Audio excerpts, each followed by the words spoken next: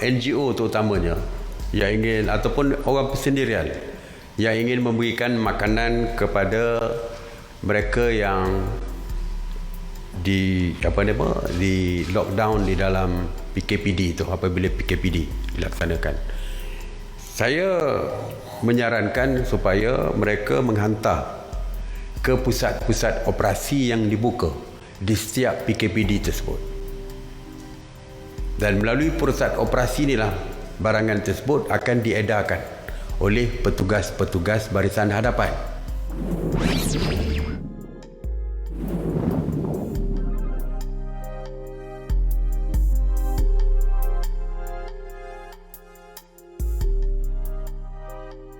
Dan tujuan kita juga supaya dapat dipantau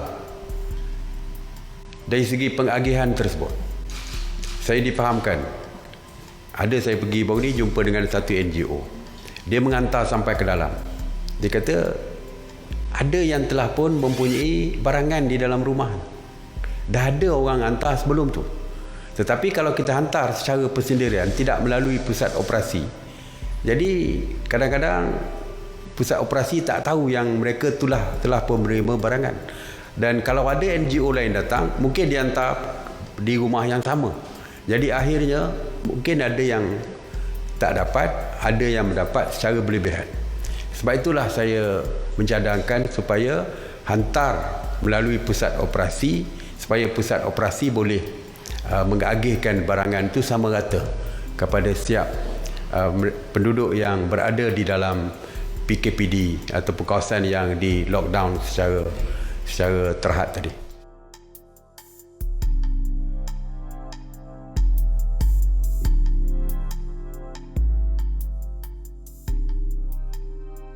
Apabila kita tetapkan satu kenderaan, satu orang satu kenderaan, peringkat awalnya di dalam PKP pertama, di dalam PKP kedua, ketika itu COVID positif masih lagi terlalu tinggi.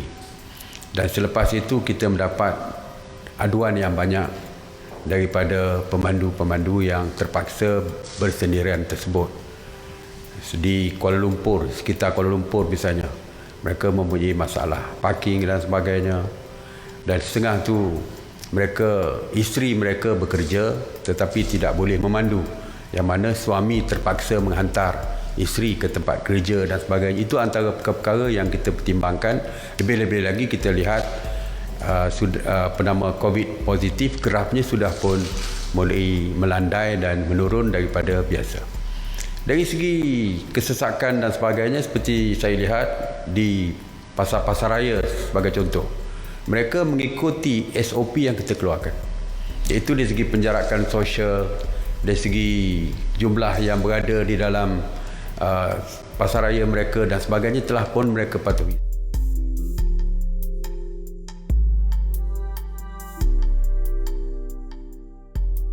Firefly masih lagi meneruskan penerbangan mereka.